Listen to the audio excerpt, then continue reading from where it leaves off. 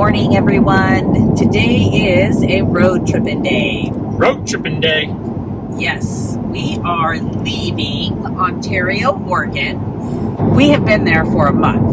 Well, kinda. Yeah, we'll At least the RV has been there for a month. Yes, we'll use that loosely. Yes. I think we were actually there about 12 days. Maybe 13, I'm not sure. Yes, I am so excited to be leaving Ontario. And I'll tell you why. It's not to rip on Ontario, but it's a small... Agricultural. Yes. And not the greatest part of town. Like, it just... It's an industrial area. Yeah, and there's nothing to do, really. So, there's some restaurants, some, different things like that. There is a Walmart, there's some stores, but it's warm. You don't think of Oregon when you're sitting there. No. At all. We stayed at the River Point RV Resort. Which I am very mixed on. Yes, it was online. It looks amazing. And I will tell you, when we pulled in, it was clean, concrete, artificial turf in between each spot. And when we were checking in, we got the set of rules. It's a no smoking park, except for one little section in the far corner. That's the only place you're allowed to smoke on the property. So I'm thinking this was going to be amazing. And you did pull in, and the office, and where beautiful. like brand new. Brand new. It's beautiful. The bathrooms, they're all individual that you lock yourself in. They're all new with the showers. Really nice. Really nice. So I'm thinking this is going to be a great place. They've got a really nice laundry room and the pickleball courts. So I'm like, this won't be too bad. The staff was awesome when we checked in. Super nice, everything else. The problem I have is they obviously don't enforce any of the rules. Yeah, we were obviously in the no smoking section, and I couldn't tell the difference between our no smoking place and places where everybody smokes. The rules were like, you must keep your RV area neat and tidy and everything else. Well, it was very obvious that there were so many permanent residents and old RVs and everything else, and just piles of trash and junk and clutter. It would have been nice if they enforced some of the rules, but for what we needed it for, again, level concrete, artificial turf in between each spot, and it was very wide too. Yes, the spots were really wide, but it was cheap. It was $585 a month. $585 for the month, which was super nice. They do have nightlies and weeklies, and they do have some pull-throughs, but there's no discount rate on the pull-throughs, and those are like $60 a night. I had I wouldn't say a love-hate, but where it's like doable, so a like-hate with it, because I think the park wants to do well. Yes, it's brand new. It's brand new, but it is not going to do well because they attract people that will not take care of the park. So like one day I was in the laundry room and it was beautiful. And then when I went to go do my last load last night, it was horrible. Like, people just aren't taking care of it because they don't care. And because the staff does not enforce any of the rules, it's kind of a free-for-all, and you can feel it. Yes. And you can just tell. Most of their clientele is people that live there and work, and there's nothing wrong with that. It's cheap rent. I totally get it. But it can be a little bit crazy at times. So, and we weren't there, like we said, the whole time. So we're good. It served its purpose. It was time to move on, and that's what we're doing. And we also met up with Ryan and Sarah from Midlife Detour. Went and met up with them and had dinner with them, and they've been kind of off grid for a while, but they're doing good, and looking forward to seeing. What did we spend? 6 hours? Oh yeah, we went to dinner at. Early. We met for dinner at like 4:00, and we closed the place down at almost 10. So yeah, we just had a great conversation, and we did. Almost like we were old friends that had known each other forever. Ryan and I had been talking online, and like most YouTubers do, you meet online, and different groups and talking, you know, their beacon, our beacon. It's the first channel that we really followed that had a beacon. Yes. And so they were a huge inspiration for us. And it was so cool to meet up with them. We have a lot in common and just kind of share where we're at. So you know how it goes in YouTube land when you meet those people. And so it was great. It was a good time.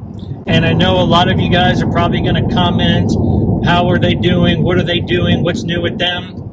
You got to wait for them to share that information. They're doing well, though. They are doing well. Yes. Where are we headed now? We are on our way to Post Falls, Idaho, which is about 20 minutes outside of Coeur d'Alene. Yes. We picked Post Falls instead of Coeur d'Alene because it's like half the price. Let's be honest. Let's be honest. But it does look beautiful, and I am so excited. This is a part of our planning from from when we planned, that I am really looking forward to. There looks like so much activity and things that we love to do and just explore around that area. Yes, I've got a friend that's at Fairchild Air Force Base outside of Spokane, which is about 30 minutes the other way. It's so weird to hear you call her a friend. I know. She could be our daughter. Yeah, she's young. She's like 22 years old. Yes. I've known her since she's a kid from the police department. Yeah, you used to be her advisor. I was her advisor in our youth program, but now she's in the Air Force, stationed at Fairchild Air Force Base, and she has scheduled a tour for us of her base and her jet and everything else. So that's something that we're going to be doing sometime this month. Yeah, excited to see her and catch up with her and see all of her success as she has grown. Yeah. And it's just, I don't know, I'm looking forward to it. I'm always excited when we move to a new spot. We get to spend some good time there. And so it's going to be fun to explore. Yes, Post Falls, apparently tons of outdoor activities, bike lanes, bike trails, hiking trails, kayaking. We're looking forward to getting our outdoor on again. Yeah, we definitely are. Thought we were going to be able to do it in Ontario. No. We went bike riding one day because there's literally nothing right in that immediate area without driving an hour. And because we were there a very short period of time, and I think they were unseasonably warm while we were there too. It was in the mid to upper 90s most of the days we were here. So I'm looking forward to getting away from that. Yes, I agree. So yeah, good things to come for sure. We're excited to bring you along. Just a quick preview. After we leave Post Falls in a month, the plan is Yellowstone, and then from there Custer, and then from there Utah for our annual trip to Utah. And then when we leave Utah this year, we're actually going to be taking a different route home, hitting up Page, Arizona. Stan and Rhonda from our Overhill Adventures, they had done this a couple years ago and their video looked really awesome, and Lurik and I decided we need to do that. We're from Arizona. It's in our backyard. Yeah, so we're going to take a different route home, and we're going to do that on our way back to Arizona and be back home beginning of November for the winter. Yep. Yeah, we're excited. Okay. What happened? It broke it?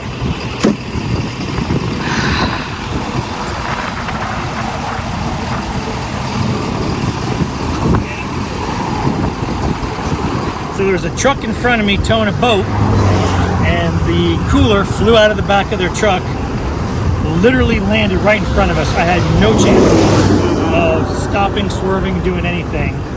And I heard it stuck up under against the axle, got it ripped out. As you can see, it cracked that a little bit. I don't think that's a big deal. We're gonna kind of see what happens and go from there.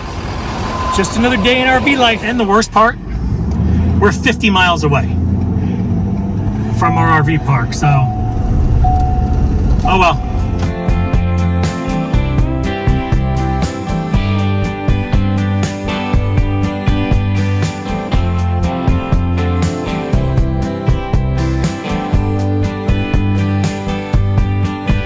We've been here in northern Idaho for 2 days. We're staying in Post Falls, and we'll tell you more about that later. But today we decided to take the short drive over to Coeur d'Alene, since this is where we were originally talking about staying, but we decided to stay in Post Falls anyway.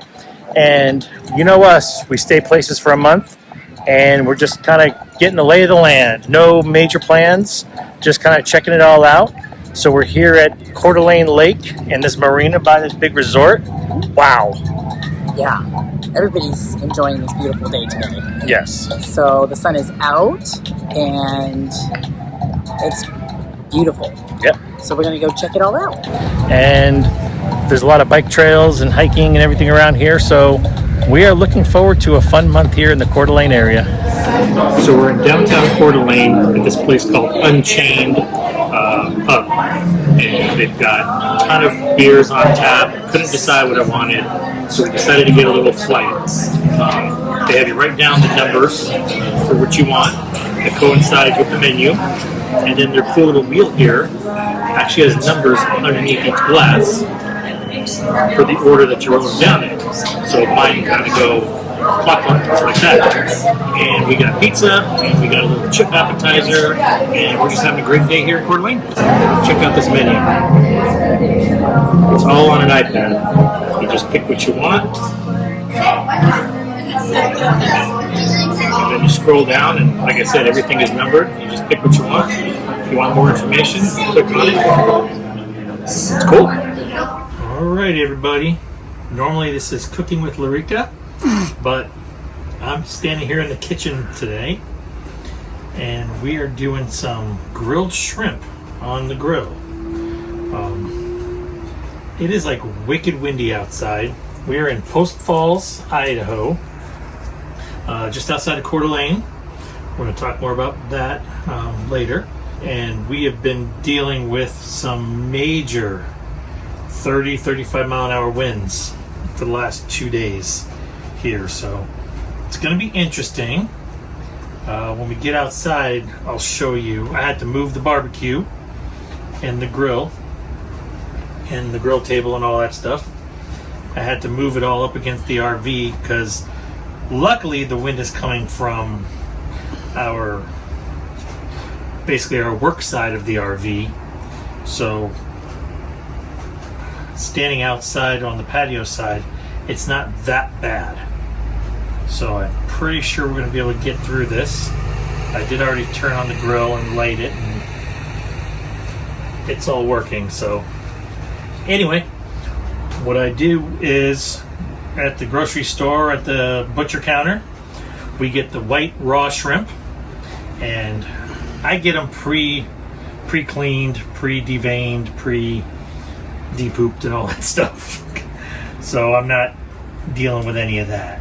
Larica makes a good marinade. Marinades them for half an hour or so. You got to soak your skewers so they don't burn up. And I put about 5 of them on a skewer. We'll see how many that is, if I have to add some more. But yeah. And I think it looks like she's going to be doing some sort of veggies or rice or something as a side. And that's it. So shrimp time. Just throw the shrimp on there.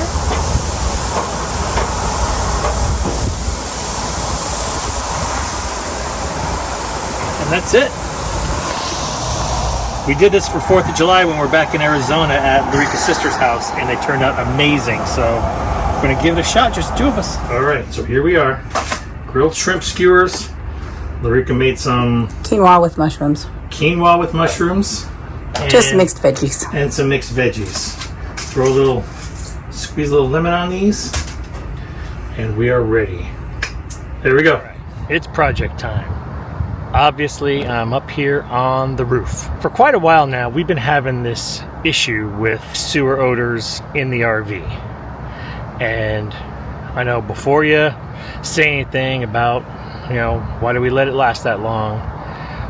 It's only when the air conditioner is running, and only when we either flush the toilet or run water in the sinks. So the problem is we go to so many places and we don't run the air for months and months and months at a time. We kind of forget about it. And then when we get somewhere we have to run the air, We've got the AC going, flush the toilet, and then you get the sewer smell coming out of the AC vents. So talking to people and doing some research, I've gotten so many different and conflicting ideas of what the problem is. We actually had it looked at once before, and all the way down in the basement, a tech found a little bit of a crack in one of the vent pipes, sealed that up. We thought that was the issue, and eventually it started up again. Here's the thing. It's not just black tank smell or gray tank smell, it's both. But every time I would go down the basement and check the tanks and check the pipes and everything else, you've got these 3 pipes going up in through the walls, and we really don't know where the heck they go because they disappear up into the area where you can't figure out where they're at. Recently, we met up with Ryan and Sarah from Midlife Detour, and Ryan is a huge Van Lee person. They had lots of issues with their RV. He actually went to the factory, watched them build his RV and everything else, and we were talking, and I was telling him about the issue because I've actually talked to RV techs about it, and a few of them had no idea what the heck I was talking about and didn't even know where to start with the issue. He showed me a picture of the way all the vent pipes go up through the wall into the attic area, they call it, and then out the top vent. Right near the top, right below your roof, all 3 pipes are kind of funneled together into one pipe that comes out your roof vent pipe. So it gave me an idea to think, and he kind of agreed with me that there's an issue with either the vent cap or just below the roof, that maybe it's not connected properly or anything like that. Because like I said, it's either the gray or the black, which means the problem is only in about a 1-foot area from the top of your roof down to where the 3 pipes connect, because I've already checked those and those are all good. So deductive reasoning, my last thing is it's got to be right below where this vent cap is. So I went and I ordered all the parts I needed, and we are going to replace our tank vent cap and replace it with a new Lippert Siphon 360. Apparently that's the best one you can have. It looks like that's the one we already have on it, but if it's not connected properly or there's something wrong with it, I figure I'd just replace it. So here we go. We're going to try to figure out what this issue is. First thing I had to do, obviously, was remove all the old sealant, and got all that taken care of, pulled it off.